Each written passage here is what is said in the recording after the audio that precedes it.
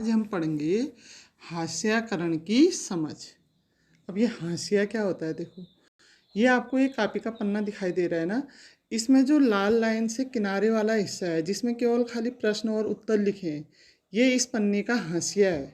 हाशिया मतलब एकदम किनारा, जिसका उपयोग या जिसका प्रयोग कम किया जाता है ना। तो हाशिया मतलब किनारा करना। तो इसका हास्याकरण शब्द से आप क्या समझते हैं? हास्याकरण वह प्रक्रिया है जिसमें किसी व्यक्ति या समुदाय को समाज की मुख्य धारा से अलग कर दिया जाता है। कोई व्यक्ति भी हो सकता है या पूरा समुदाय भी हो सकता है बच्चों, ठीक है। गरीब व कमज़ोर होते हैं, कह रहा है। जो हास्याकृत व्यक्ति होते हैं वो गरीब होते हैं और कमज़ोर होते हैं, ठीक है। आदिवासी लगातार हाशिए पर क्यों खिसकते जा रहे हैं? देखो, एक आदिवासी जनजाति जो है ये भी हाशिए पर खिसकते जा रही है। इसका क्या कारण है, क्यों इसको किनारे किया गया है? देखो, क्योंकि इमारती लकड़ी का काम करते हैं लोग, लकड़ी काट चिरान आदि का काम करते हैं। हमारे यहाँ नीचे किरौली के ऊपर मदनपुरी, कोटा चौरानी, वहाँ पर भी ये रजवार लोग रहते हैं ना, खंडूरा वाले जंगल में। तो वहाँ पर ये लोग चिरान का काम करते हैं बच्चों, पेड़ काटते हैं और उसके तख्ते बल्ली आदि बना करके बेचते हैं। वही इनका रोजगार होता है। और खेती व उद्योगों के लिए विशाल वन भूमियों को साफ किया जा रहा है। अब आज स्थितियाँ क्या हो गई हैं, खेती करने के लिए, इमारती लकड़ी के लिए या उद्योग धंधों के लिए इनके जो जंगल थे जिस पे इनका अधिकार था उनको पूरा साफ कर दिया गया है, जिससे कि इनके पास रोजगार के अवसर कम हो गए हैं बच्चों। खनन, खनन मतलब खनिज पदार्थों को निकालना। वह परियोजनाओं के लिए आदिवासियों की ज़मीन को छीना जा रहा है, इनसे ज़बरदस्ती कहीं पर उद्योग धंधे लगाने हैं या खनन करना है, कोयले की खान है, तो उस ज़मीन को जो आदिवासियों की होती है उनको ज़बरदस्ती इनसे छीना जा रहा है, जिसके कारण ये समुदाय लगातार हाशिए पर खिसकते जा रहा है। मतलब गरीबी इनकी बढ़ते जा रही है। आप अल्पसंख्यक समुदायों की सुरक्षा के लिए संवैधानिक सुरक्षाओं को क्यों महत्वपूर्ण मानते हैं? अब अल्पसंख्यक शब्द से आप क्या समझते हैं? सबसे पहले तो हम ये जानेंगे कि अल्पसंख्यक क्या हुई बच्चों। इसका अर्थ होता है ऐसे समुदायों के लिए इसका प्रयोग किया जाता है जो संख्या की दृष्टि में अन्य आबादी से कम होते हैं। अल्पसंख्यक मतलब उनकी संख्या कम है। जैसे कश्मीर में हिंदू जो है अल्पसंख्यक है, मुसलमान अधिक है वहाँ पे, ठीक है। आपकी क्लास में जैसे लड़के केवल 1 या 2 हैं और लड़कियां आप 8 हो, तो अल्पसंख्यक कौन हुए? लड़के हुए। जो आप कहती हैं, लड़कियां जो कहती हैं वो ज़्यादा माना जाता है ना। तो बहुसंख्यक तो जिसकी संख्या ज़्यादा है, अल्पसंख्यक जिनकी संख्या कम है। तो इनकी सुरक्षा के लिए क्या सुरक्षाएं, संवैधानिक जो सुरक्षाएं हैं महत्वपूर्ण क्यों हैं? क्योंकि अगर इनको संविधान के द्वारा सुरक्षा दी जाएगी तभी इनको बचाया जा सकता है बच्चों। नहीं तो क्या होगा, ये हमेशा हाशिए पर खिसकते जाएंगे, इनकी गरीबी बढ़ते जाएगी, समुदाय छिनते जाएंगे। अगर इनको संविधान सुरक्षा प्रदान करेगा तो तभी इनकी जातियां उन्नति कर सकती हैं, ठीक है। अच्छा, ये कह रहा है कि क्या मुसलमान एक हाशियाई समुदाय है? बिल्कुल हाशियाई समुदाय है बच्चों। क्यों है? देखो, क्योंकि मुसलमानों को मूलभूत सुविधाएं जैसे पक्के घर नहीं है बहुत सारे मुसलमानों के पास, बिजली, शुद्ध पेयजल तक उपलब्ध नहीं है। इतनी गरीबी मुसलमानों में होती है। एक तो इनके परिवार बहुत बड़ा होता है, 8-8, 10-10, 12-12 बच्चे होते हैं, रोजगार कुछ होता नहीं है ना। और मुसलमानों में साक्षरता दर अन्य समुदायों की अपेक्षा सबसे कम है बच्चों। ये अपने बच्चों को या तो स्कूल भेजते ही नहीं है, विशेषकर लड़कियों को। पर्दा प्रथा अभी तक भी होती है इनके यहाँ, और भेजते भी हैं तो छोटी कक्षाओं में, बड़ी कक्षाओं में लड़कियों को बहुत आगे तक नहीं पढ़ाते हैं। तो इसलिए मुसलमान भी एक क्या है, हाशियाई समुदाय है, हाशिए पर है। गरीबी इसके कारण अभी तक यहाँ पर ये हाशिए पर ही बना हुआ है। क्या आदिवासी देश के मूलभूत निवासी हैं? आदिवासी मतलब जो जंगलों में रहते हैं। मैंने आपको अभी बताया था कि हमारे यहाँ डिडिहाट में, मदनपुरी, चौरानी में भी आदिवासी जातियाँ हैं। तो क्या ये हमारे यहाँ के मूल निवासी हैं? वे जंगलों व पहाड़ों में रहते हैं।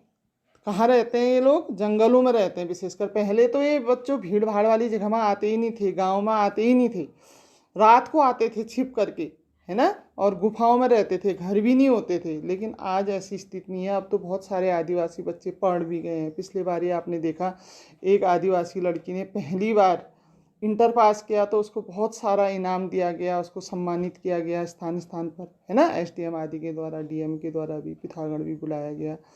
तो अब तो इनमें बहुत सारे लोग पढ़े लिखे हैं, ये मार्केट भी आते हैं, पहनावा भी इनका बिल्कुल हमारी तरह से हो गया अब, है ना।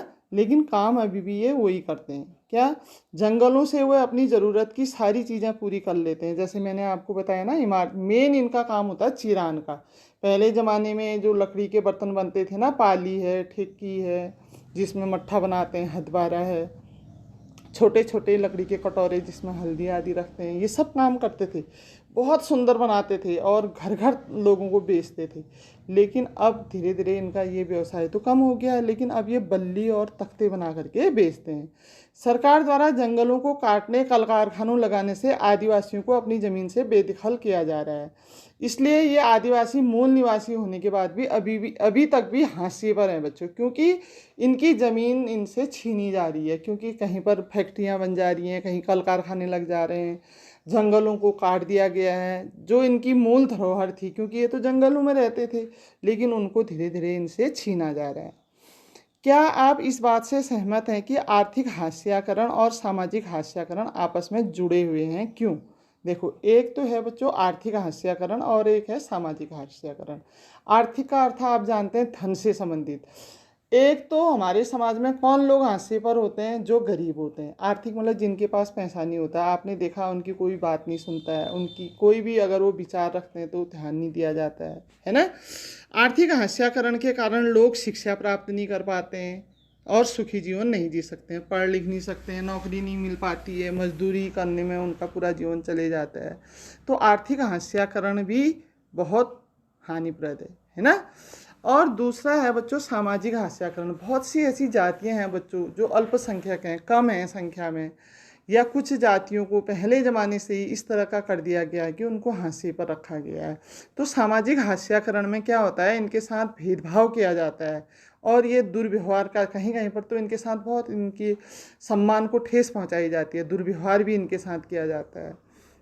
आपने देखा होगा मंदिरों में, सार्वजनिक स्थानों में खाना पीना भी इनके सामूहिक रूप से ये नहीं कर पाते हैं। भले ही शिक्षा के प्रचार प्रसार के द्वारा धीरे धीरे काफ़ी सुधार इसमें हो रहा है हमारे पर्वतीय क्षेत्रों में, लेकिन अभी भी ये है बच्चों, जबकि वो भी इंसान है ना।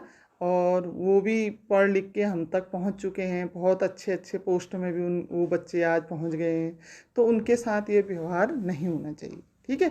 तो सामाजिक हाशियाकरण और आर्थिक हाशियाकरण। आर्थिक हाशियाकरण तो जो धन के कारण भेदभाव किया जाता है, गरीबी के कारण, और आर्थिक होता है कुछ जातियों के साथ जो भेदभाव किया जाता है, वो सामाजिक हाशियाकरण हो गया, ठीक है।